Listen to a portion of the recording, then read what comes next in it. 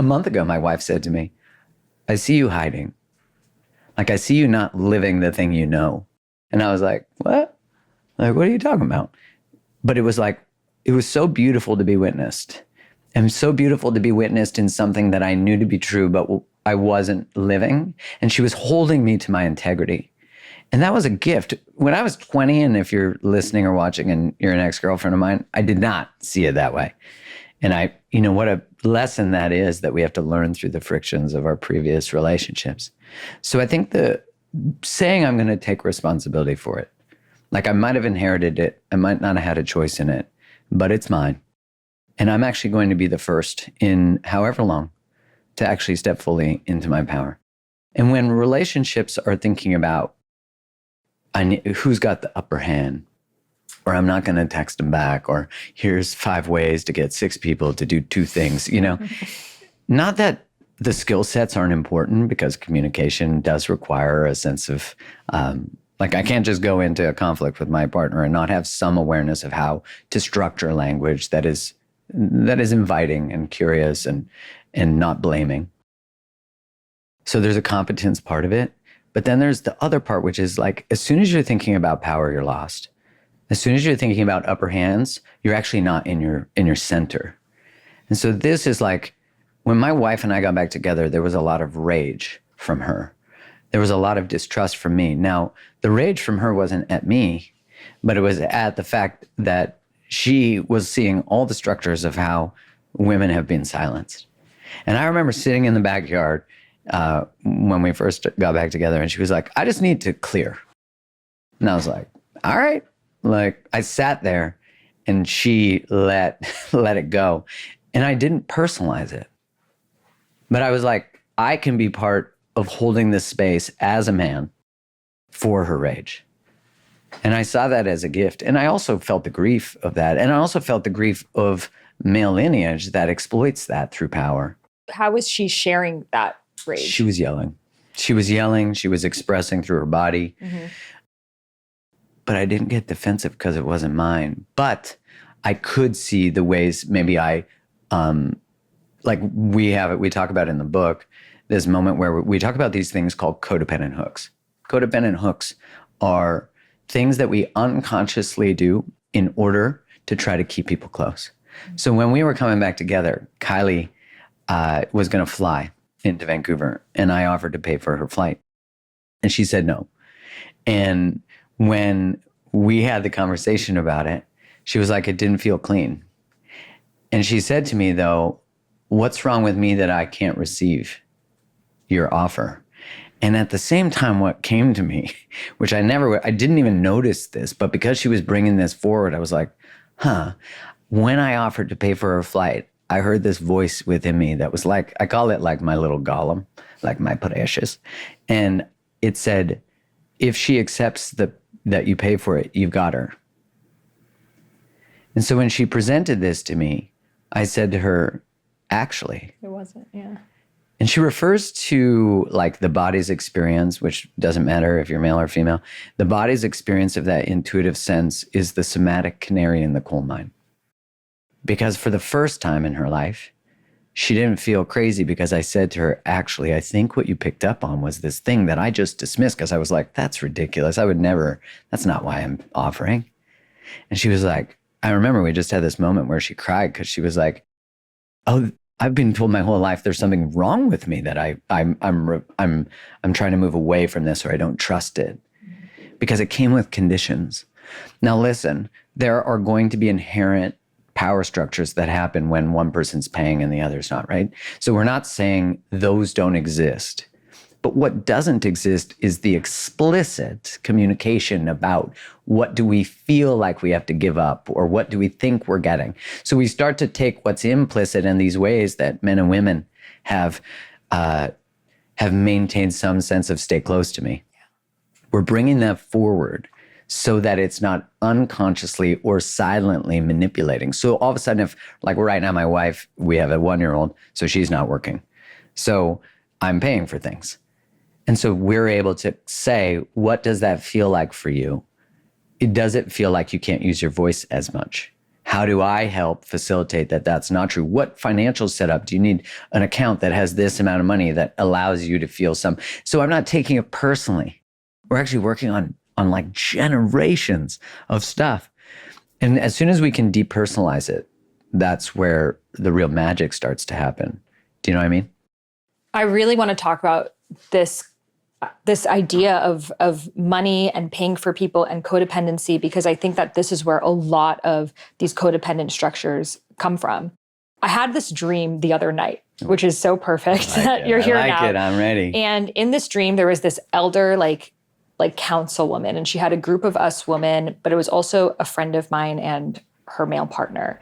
And she was telling us, she said, the reason why you women have had to go through these heartbreaks and these initiations is because you have learned as the feminine that to be in relationship with someone is to depend on them. Yeah. And the new paradigm of relationships is to break through these codependent patterns. Now, in the dream, the man, my friend's partner, was saying, no, don't listen to her, to his partner. So it was him not wanting to give up that control of, well, if I pay for you, then I get to choose. And also, like I was sharing with you how a lot of the dating advice out there, like I was telling you about the sprinkle I couldn't thing, believe which, it, man. again, like she shares some interesting things, but the concept of it is how to be a sugar baby. You know, how to Sprinkle. It's funny, but it's teaching you how to be a gold digger, because her idea is that men will lie to you, betray you, break your trust. You're going to end up heartbroken. You're going to end up doing all the emotional labor. So you might as well get the bag, because as women, her belief is that historically we've always been paid for and provided for simply for being, and that you being pretty and in your feminine energy is enough, and that you should have your bills and your lifestyle taken care of for that. And don't put love on a pedestal, because love will go away, but your survival and safety is more important. She's hitting on this really true root chakra, I think, conditioning / biological thing that a lot of women have, of like, it feels good to be provided for. I feel safe. I feel taken care of. I feel invested in. I feel like this person wants a future in me. They feel taken care of. But at the same time, there's no such thing as free lunch, like they say in economics. And oftentimes you think that, oh, someone providing for me and me being in my feminine will be enough. But then that person may have this concept of, well, because I'm paying for you, you don't get to choose. You don't get to decide where we live and what our life looks like. You don't get to know what's really going on in my extramarital affairs. And, you know, if there's anything my lineage has taught me is like, that's actually not what you really want. But I think we're in this really interesting place right now where, you know, there are more college educated women than men, and slowly there's more female homeowners than men, and women are starting to out earn men. And at the same time, they're wanting a man who can provide for them. Then a lot of these men are feeling like, you know, you're making more money than me. It doesn't make sense for me to have to provide for you, when there has been this feminist movement that has allowed you to, you know, equally and now even out earn me. And then there's a lot of blame on the feminist movement being the thing. So I'm curious, what do you see with, like, there is this beautiful chivalrous thing about men, you know, taking care of dinner and taking care of dates and things like that. But then a lot of women are choosing to just be with someone who could provide a lifestyle for them rather than love. So I'm curious your take on this conversation. Yeah, a lot of layers of grenades in that one. I like it. Yeah. The first part I'll say is that when we resign to the idea of becoming a sugar baby, which I'm not shaming anyone's choice of that if that's what you choose. But you are definitely exchanging something. And I think of Carolyn May's works where she talks about the prostitute archetype. And so regardless of our gender, we can start to sell ourselves out for things.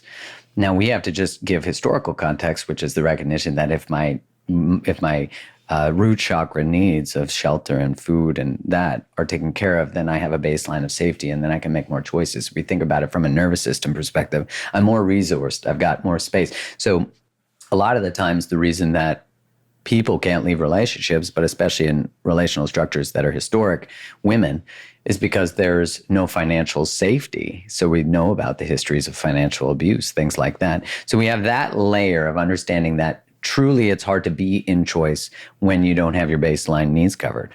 So we have to start to create more resources through getting a second job, through creating some sort of sideline income that allows our nervous system to expand so we can think about exiting a relationship if that's what we need to do. So there's that layer of that. Now then you have this idea of like, if I'm in my feminine and I'm being provided for, but I'm also making more money than most men, that's going to be a strange paradox to try to hold. Again, it's also this idea that being in your feminine is about receiving financial support versus maybe the structure of the man's actually true essence of his masculinity, and providing is actually a bedrock of support for the woman to fully step into her power. When men are in insecurity, they have a hard time being with powerful women because there's a feeling that her power in some way inhibits my self-worth, which is correlated to my ability to provide. So the man has to dismantle where his self-worth lives. Now, I'll say the sort of extreme versions of these is that often a woman will go into this hyper-providing, hyper-independent, hyper-financially successful role from a place of wounding. Never will I ever need a man. Never will I ever depend on a man. And a man can do that too. Like, never will I need someone. Never will I depend on someone. I'd say that's the paradigm swing of the response to the exploitation and of money and power that has happened in relational structures and in society. So we have to bring all that into context, because a lot of the time what is actually happening is the woman is not open. She's not open because she said in the mind, when someone says to me, I'm afraid of commitment, I always say to them, you're not afraid of commitment, you're afraid of where commitment leads. If I'm afraid to be in a relationship with a man who I might need them, now I open myself up to wounding, quote unquote, exploitation, quote unquote, the loss of my voice, my power. So these are all just important things to start to play with, because sometimes I'll get asked like, can standards be so high that they're actually a way that no one can meet us? And I can never know someone's own subjective experience of that. But what I can say is when you get in touch with the deeper senses of your body, then you'll know if that's true or not. You can just feel into yourself. Are my standards actually walls? Did I become hyper-individuated? Because the opposite of codependency is overt individuation. That's not healthy either. You have a bunch of islands walking around with no one experiencing connection. So ultimately, I think of Harville Hendricks and Helen Hunt's work where they talk about we're wounded in relationship, we're born in relationship, we're wounded in relationship, and we heal in relationship.